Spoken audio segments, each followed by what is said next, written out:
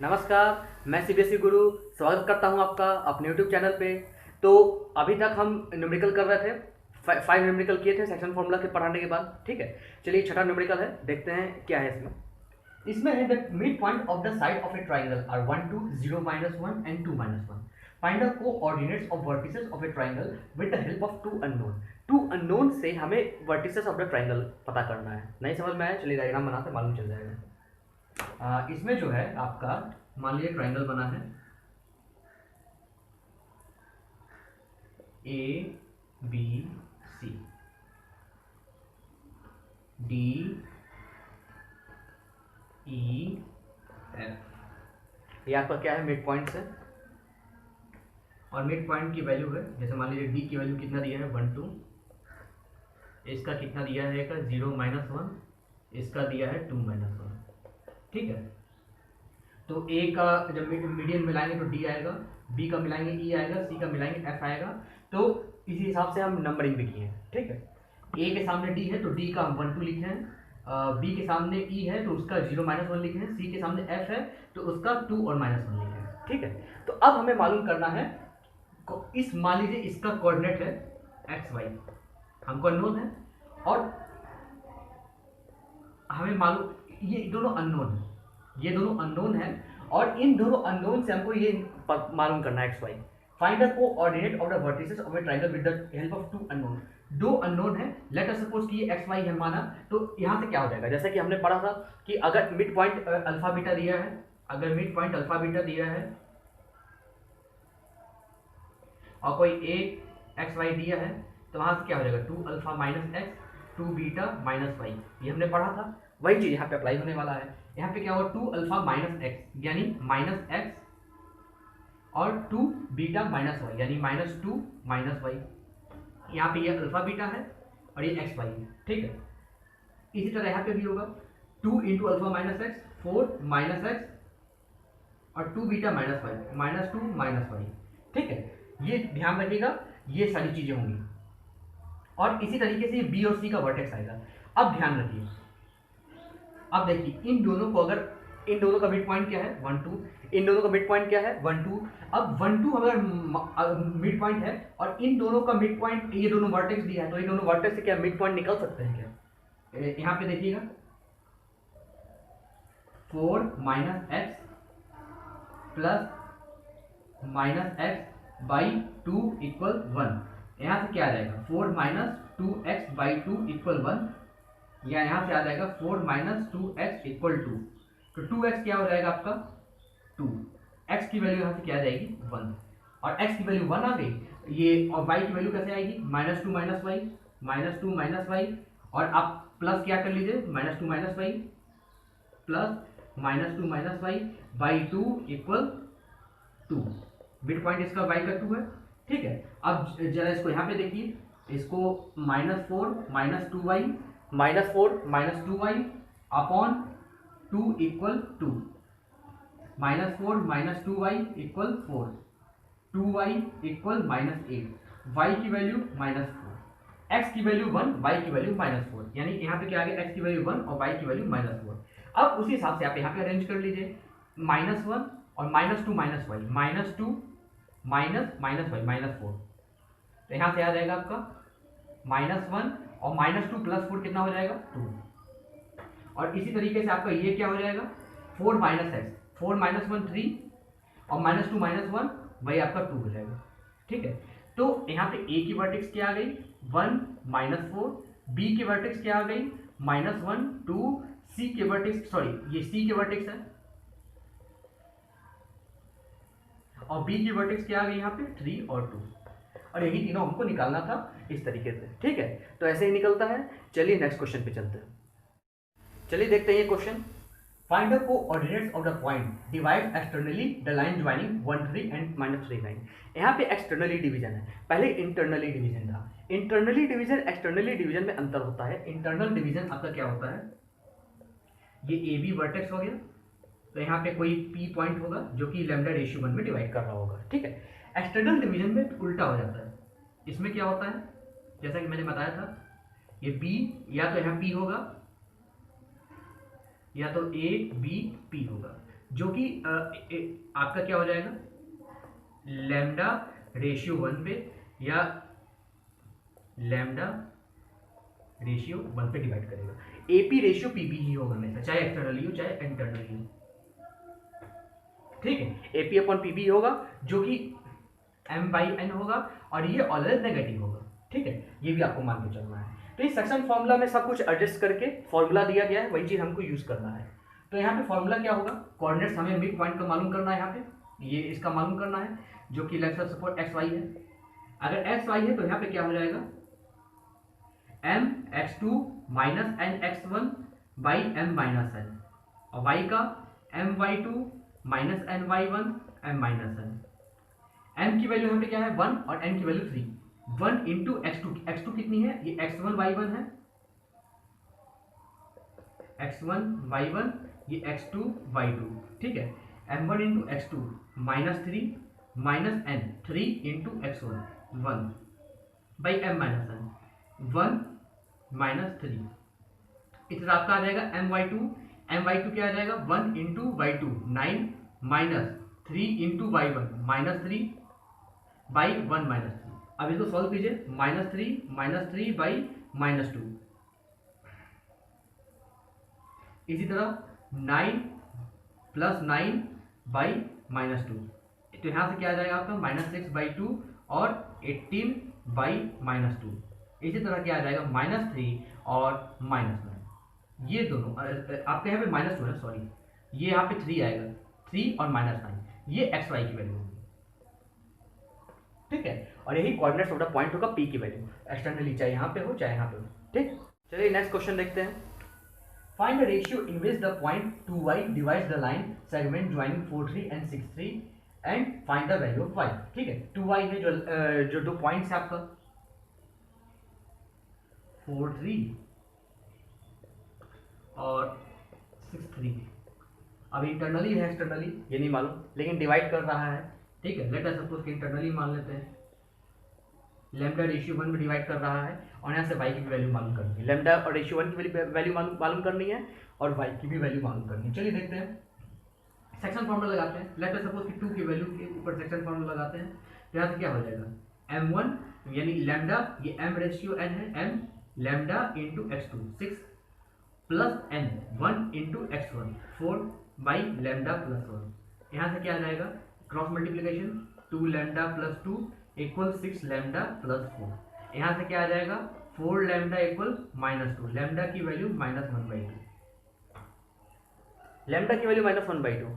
तो इसका ये मतलब क्या हुआ, ये इंटरनली डिवीजन तो नहीं है, ये एक्सटर्नली डिवीजन है, ठीक है। ये एक्सटर्नल डिवाइड हो रहा है, यानी ये एक्सटर्नल डिवाइड कर रहा है। यहाँ पे लैम्डा की वैल्यू यानी m की वैल्यू यहाँ पे, तो ये क्या कर रहा है, ये 2y एक्सटर्नल डिवीजन है, एक्सटर्नल डिवीजन है। इसका ये मतलब है कि ये यहाँ पे लाई नहीं करेगा, कहाँ पे लाई करेगा, या तो यहाँ पे लाई करने वाला है या तो यहाँ पे लाई करने वाला है, क्योंकि हम जानते हैं कि जब ये नेगेटिव होता है, m/n की रेशियो नेगेटिव होती है, तो डिवीजन सेक्शन फॉर्मूला हमेशा एक्सटर्नली में लगता है, और ये लाइन को डिवाइड एक्सटर्नली करता है। तो अब यहाँ को y कैसे डिफाइन करेंगे, y इक्वल क्या हो जाएगा m into Y two, m into Y two, m कितना है आपका 1 इंटू वाई टू क्या है आपका 3 माइनस, क्योंकि एक्सटर्नली डिवीजन है, अब माइनस लेंगे हम 2 इंटू वाई वन कितना है यहाँ पे 3 बाई 1 माइनस 2, ठीक है। अब यहाँ से y की वैल्यू क्या आ जाएगी 3 माइनस 6 बाई -1 -3 बाई -1, आंसर आया 3। तो यहाँ से y की वैल्यू क्या आ गई 3, और लैम्डा रेशियो 1 की वैल्यू क्या आ गई 1:2 एक्सटर्नली के लिए। नेगेटिव क्यों आई थी, क्योंकि हम यहाँ पे इंटरनल मान के किए थे, लेकिन इंटरनल है नहीं, एक्सटर्नल डिवाइड कर रहा है, ठीक है। चलिए नेक्स्ट क्वेश्चन पे देखते हैं। चलिए देखते हैं ये वाला question. 2 vertices of a triangle are -1 4 and 5 2 if its centroid is 0 -3 find a third vertex। क्या दिया है, दो ट्राइंगल, एक ट्राइंगल दिया है x1 y1 मानते हैं, -1 4, इसको x2 y2 मानते हैं, जो कि मेरी 5 और 2 है, और मानना हमें पता क्या करना है x3 y3, ठीक है। अब जैसे कि हम जानते हैं कि इफ, और सेंट्रॉइड कितना दिया है इसका 0 -3, ठीक है, इतना सेंट्रॉइड दिया है।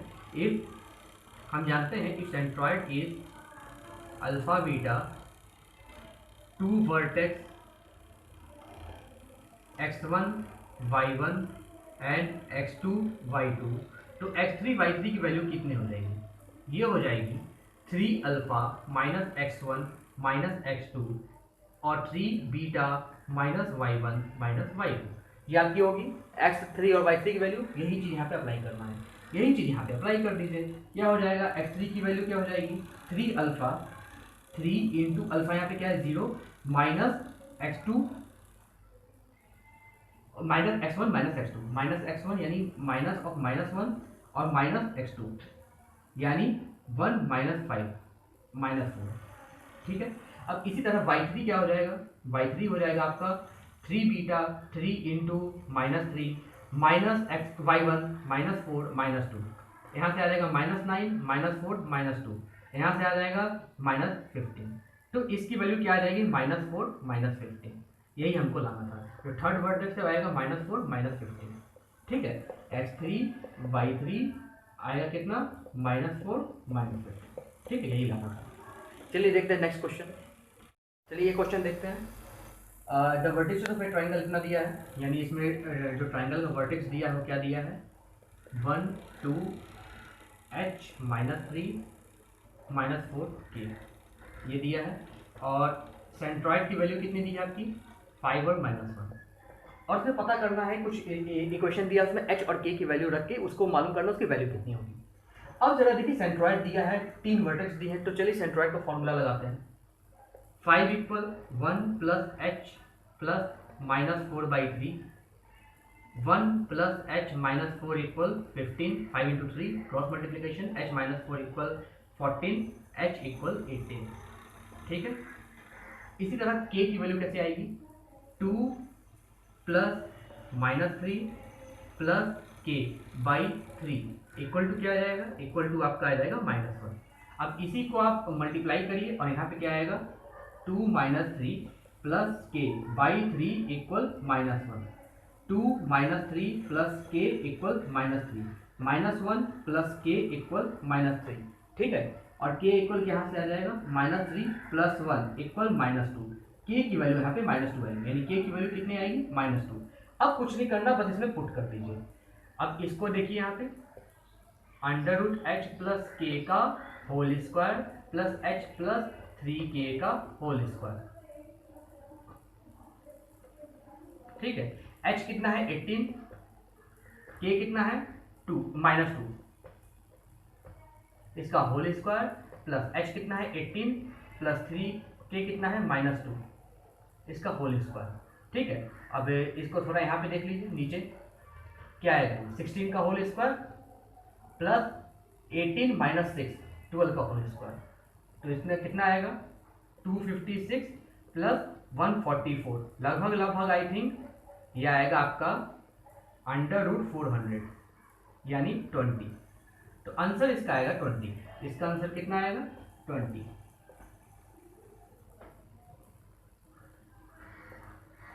ठीक है, तो ये 20 आंसर होगा, और ये आप लोग याद रखिएगा, थोड़ा हाईलाइट कर देते ताकि आपको दिखेगा। ये 20 क्या होगा? आंसर आपको होगा 20। ठीक है, कोऑर्डिनेट सिस्टम एंड कोऑर्डिनेट्स जो फर्स्ट टॉपिक है कोऑर्डिनेट्स ज्योमेट्री का, उसका कुछ अंतिम टॉपिक करते हैं, उसके बाद स्ट्रेट लाइन पे हम जाएंगे। तो चलिए सबसे पहले हम इसमें देखते हैं कि change of the axis with change of the origin या change of the direction of the axis, ये सारी चीज़ें हम देखते हैं। तो यहाँ पे हम क्या करेंगे? चेंज ऑफ एक्सिस, तो सबसे पहले हम यहाँ पे देखते हैं चेंज ऑफ एक्सिस के अंदर शिफ्टिंग ऑफ ऑरिजिन। ठीक है, तो यहाँ पे हम क्या करेंगे? ऑरिजिन को शिफ्ट करेंगे और देखेंगे क्या अंतर आता है।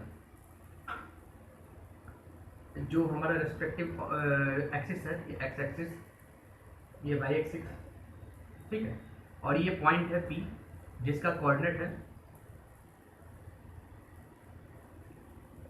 X Y. ठीक है, कोई दिक्कत नहीं यहाँ पे। अब हमें इसको, ये ऑरिजिन है O, अब इसको क्या करेंगे? H और K से हम शिफ्ट कर देंगे, और मतलब कि इसको जो है ऑरिजिन से H डिस्टेंस पे X एक्सिस के क्रॉस और Y एक्सिस के क्रॉस K डिस्टेंस पे, लगभग यहाँ पे जिसका कोऑर्डिनेट HK है, जबकि ओरिजिनल का क्या था? 0 0। ठीक है, यहाँ पे शिफ्ट कर देंगे और यहाँ पे एक एक्सिस ले लेंगे। तो ये जो पॉइंट था ये किसके रेस्पेक्ट में था, X Y, with respect to original axis. अब जो नया पॉइंट आएगा P, जो नया P पॉइंट आएगा वो आएगा x1 y1, ठीक है, और ये किसके रेस्पेक्ट में होगा, with respect to shifted axis. ये जो शिफ्टेड एक्सिस है एच के, जिसका ओरिजिन एच के है और ये इसका x1 एक्सिस और y1 एक्सिस है, ये इस पे शिफ्ट होगा, ठीक है। तो अब हमें मालूम करना है एक फॉर्मूला जो रिलेट करे ये शिफ्टेड एक्सिस को और ओरिजिनल एक्सिस को। Relation in shifted axis and original axis. अगर हम बात करें x1 y1 की, तो अब ध्यान से देखिए x1 y1 है क्या थे, x1 क्या थे, x1 जो भी आया होगा वह ये x प्लस कुछ हुआ होगा, क्योंकि ये और ये जो एक्सिस है ये भी x एक्सिस में h की तरफ शिफ्ट किया प्लस h। इसी तरीके से तो x1 होगा मेरे ख्याल से ये स्मॉल x प्लस h हो जाएगा, क्योंकि x एक्सिस के अक्रॉस ये h हाइट जो है h शिफ्ट किया है। इसी तरह y1 क्या हो जाएगा, ये हो जाएगा y प्लस h, ठीक है। तो ये रिलेशन होता है। या अगर हम वापस आना चाहें, तो यहाँ से स्मॉल x क्या हो जाएगा, x1 माइनस h, और स्मॉल y क्या हो जाएगा, y1 माइनस k। सॉरी ये h नहीं होगा, y प्लस k होगा, y एक्सिस में हम k शिफ्ट किए ना, इसलिए y माइनस k हो जाएगा। तो ये रिलेशन थोड़ा ध्यान रखिएगा। और यहाँ पे थोड़ा सा और बना दें आपका कि इसके रेस्पेक्ट में एक्स वाई है और इसके रेस्पेक्ट में x1 y1 है, ठीक है। ये सारी चीज़ें, ये ऑरिजिन का शिफ्टिंग है। अब देखते हैं डायरेक्शन का शिफ्टिंग। अब दूसरा देखते हैं जो कि आपका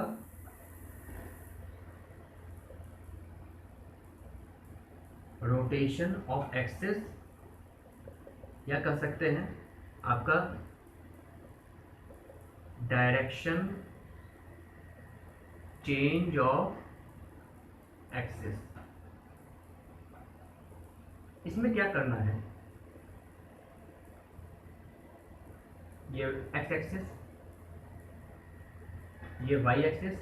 अब क्या हुआ, इसमें डायरेक्शन चेंज होगा और यहाँ पे एक आएगा एक्सिस जो कि थीटा एंगल, ये एंगल थीटा है, थीटा एंगल से शिफ्ट हो जाएगा, ठीक है। यहाँ पे जो पॉइंट आएगा, फर्स्ट पॉइंट की पी की बात करें तो एक्स और वाई रहेगा। ये किस रेस्पेक्ट में है आपका, with respect to original axis. और नया पॉइंट आएगा x1 y1, ये किसके रेस्पेक्ट में हो जाएगा आपका, with respect to rotated axis, ठीक है, ये एक्सिस है। अब रिलेशन देखते हैं, relation between original and rotated axis. तो इसमें क्या रिलेशन हो जाएगा, अब ध्यान से देखिए, ये एक्सिस इधर रोटेटेड है ये एक्सिस, ठीक है। अब पॉइंट P की बात करते हैं। जो x1 आएगा मेरा, जो x1 आएगा वह क्या आएगा, एक तो x एक्सिस है, लेकिन ये x एक्सिस किधर रोटेट हो गया है, ये x एक्सिस इधर रोटेट हो गया है, तो x की वैल्यू इधर कितनी आएगी, x cos थीटा इधर, ठीक है। इसको इधर करिए, x एक्सिस क्यों, अगर हम इसकी ओर ब्रेक करते हैं, ये x cos थीटा और इधर कितना आएगा sin theta, x cos theta इधर अगर तोड़े तो x cos थीटा इधर आएगा sin थीटा, तो y इधर है पॉजिटिव और इधर y कितना क्या है पॉजिटिव और इधर क्या है नेगेटिव, तो x cos theta minus y sin theta, अगर x को इसके क्रॉस ब्रेक करें तो। और इसी तरह y1 क्या आ जाएगा आपका, जो y1 न्यू है with respect to the rotated axis, ये आपका क्या आ जाएगा, ये आपका आ जाएगा x साइन थीटा, क्योंकि अब देखिए y के क्रॉस है, y के क्रॉस अगर ब्रेक करेंगे तो आएगा x sine theta plus y cos theta. तो जो न्यू एक्सिस आएगा वो इस तरीके से होगा, और अगर हम वापस रोटेट करना चाहें ओरिजिनल एक्सिस तो वो इस तरीके का होगा, x1 cos theta plus y1 sine theta, और y आ जाएगा आपका minus x1 sine theta plus y1 cos theta.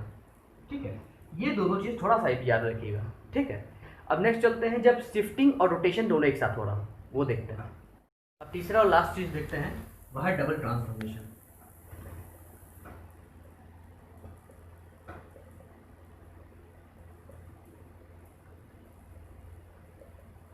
इसमें क्या हो रहा है,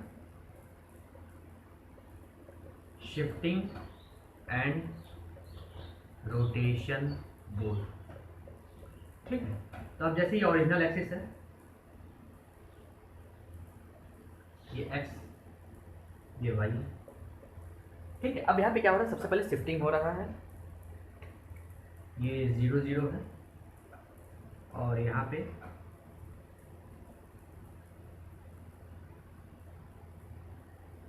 h के मान लेते हैं, और ये x1 y1। ठीक है, और अभी इसको शिफ्ट कर दे रहे हैं थीटा एंगल से।